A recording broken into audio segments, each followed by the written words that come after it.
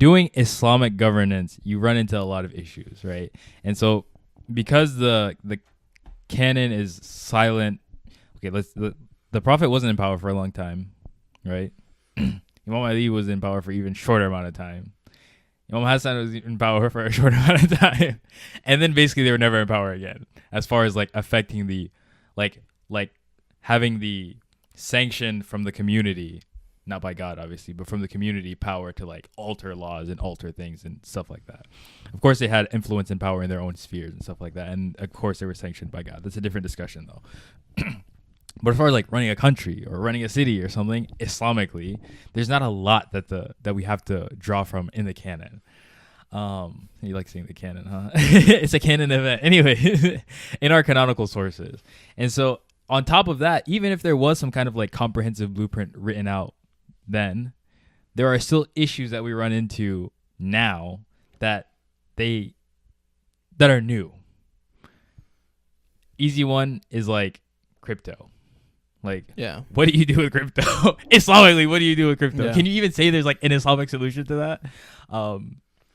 Transgender, like this is an issue that, like as far as surgery and like transitioning and stuff like this is like what in the world? Yeah, brand new issues. Yeah, these are like brand new issues.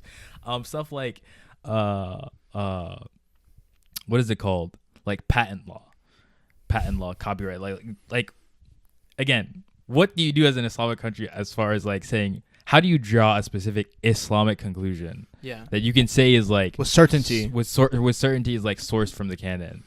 So like you run into all these kind of like issues, right? And so there are like things that people can do, like scholars, for example, there are ideas and concepts and principles that they use to kind of fill in where there are these gaps, but they're not perfect.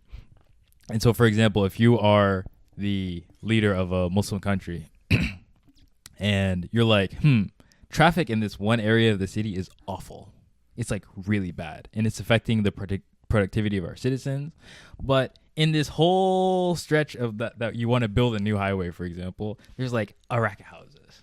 And like all of them are like, no, we don't want to sell our houses to you. Is there eminent domain in Islam? I don't know.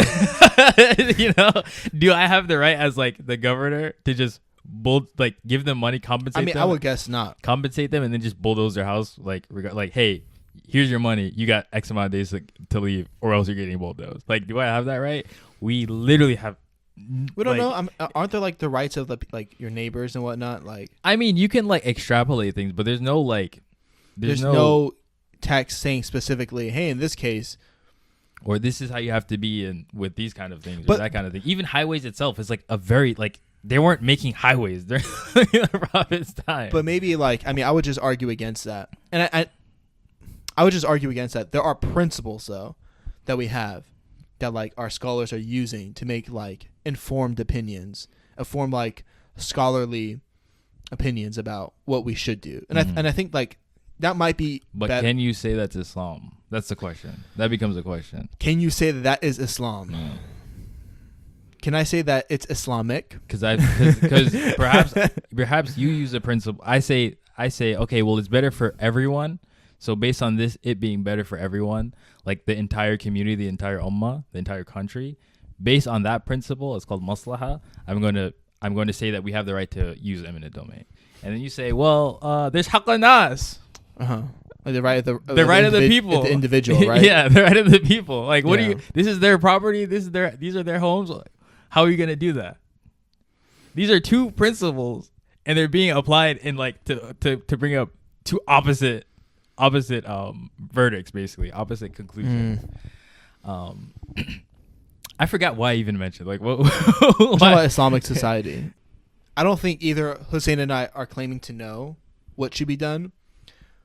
I will say this, however, I think cultural soft power is really important. And I think like true change in society happens through the culture, like through the soft power.